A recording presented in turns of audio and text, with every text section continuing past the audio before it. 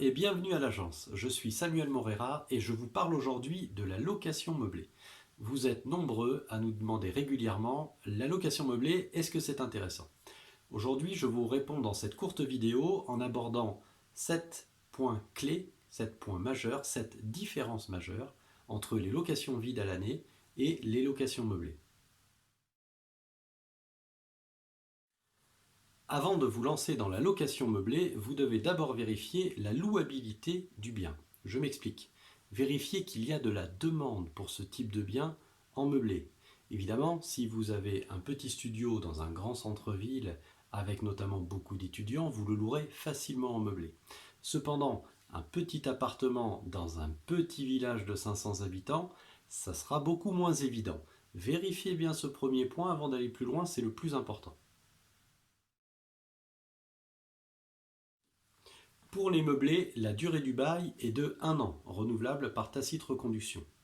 Il est possible, pour le cas exclusivement des étudiants, de déroger à cette durée et de conclure un bail de 9 mois ferme. Concernant le préavis, le locataire dispose d'un préavis d'1 mois dans une location meublée.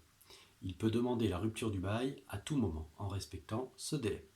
Concernant le propriétaire à présent, le préavis est de 3 mois. Vous ne pouvez demander la rupture du bail qu'à date anniversaire.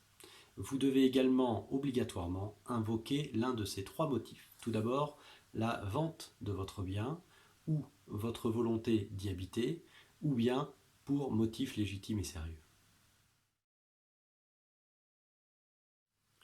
Propriétaire, sachez que le montant du dépôt de garantie pour une location meublée est libre, mais il ne doit pas dépasser un plafond maximum de 2 mois de loyer hors charge.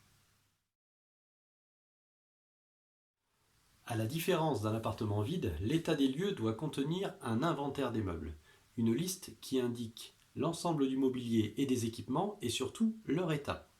Depuis la loi Allure de 2015, sachez qu'il existe une liste de meubles obligatoires que l'on doit trouver dans un meublé. Je vous recommande vivement, bien entendu, d'en prendre connaissance.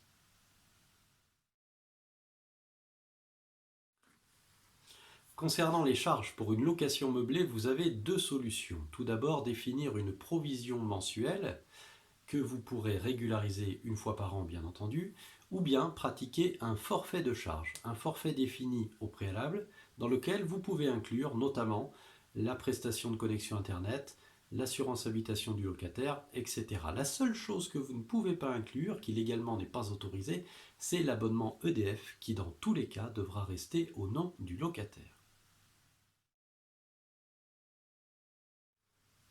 Concernant la fiscalité à présent, si vous encaissez moins de 70 000 euros par an de revenus fonciers, vous bénéficierez du régime microbique et donc d'un abattement forfaitaire de 50%, ce qui est naturellement intéressant.